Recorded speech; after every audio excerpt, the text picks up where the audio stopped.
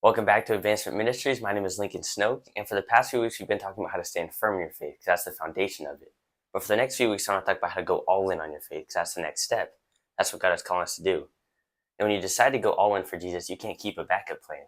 You can't say, I'll follow God, but I'll keep my old life just in case. No, following Jesus means there's no turning back. There's a phrase that's been ringing in my heart recently, and that's to burn the ships.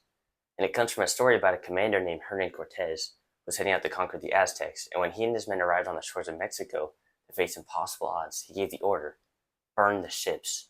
Why? Because retreat wasn't an option. If they're going to conquer new territory, they couldn't afford to think about going back. And that's what God is saying to some of us today. It's time to burn the boats because I'm calling you to move forward. And you can't move forward while you're looking back. And like in Luke 9:62, Jesus said, no one who puts his hand to the plow and looks back is fit for service in the kingdom of God. Why? Because the moment you start following him while glancing over your shoulder, you're going to lose all your momentum. And you can't go all in with Jesus and keep checking on your old life, your old sin, your old comfort zone.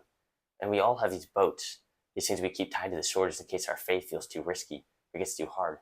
Maybe your boat is a habit, a relationship, a fear, or maybe a safety net that says, if this whole Jesus thing gets hard, I can always go back. But the kingdom doesn't advance through half-hearted followers. It advances through people who say, I'm not going back. I've burned that boat and my future's with God. And you'll never walk in God's purpose while you're still entertaining your past. In 1 Kings 19, the prophet Elijah walked up to a young man named Elisha who was out plowing a field. Elijah threw his cloak around him, which was a symbol from God that Elijah was meant to be his successor. And in verse 21 it says, so Elijah left him and went back. He took his yoke of oxen and slaughtered them. He burned the plowing equipment to cook the meat and gave it to the people, and they ate. Then he set out to follow Elijah and became his servant.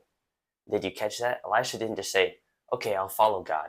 He burned his plows. He went back. He destroyed the very tools of his old life because he knew there was no going back. Because Elijah didn't want to be tempted to return to the field when ministry got hard. He didn't want a plan B. Instead, he made a statement. I'm all in, God. You can have my future because I'm not returning to my past. And that's what burning the boats looks like spiritually. It's saying, I'm done flirting with the old me. It's deleting that contact, dropping that sin, stepping out of that comfort zone. Because God can't build a new future on top of what you refuse to leave behind. He can't change your life unless he has control of it. And he's not just going to take control of it. Instead, we have to give the control over to him and trust him. Because control just keeps us chained to what's safe.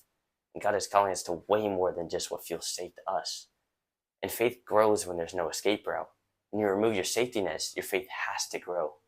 I mean, think about Peter in Matthew 14, when Jesus called him to step out of the boat and walk on water. Peter could have said, Lord, I'll wait until you calm the storm. But instead, he stepped out. Because sometimes the only way to find out how faithful God is to step where you can't stay on your own anymore. And yes, Peter started to sink for a moment, but Jesus was right there. When you go all in, God doesn't let you drown.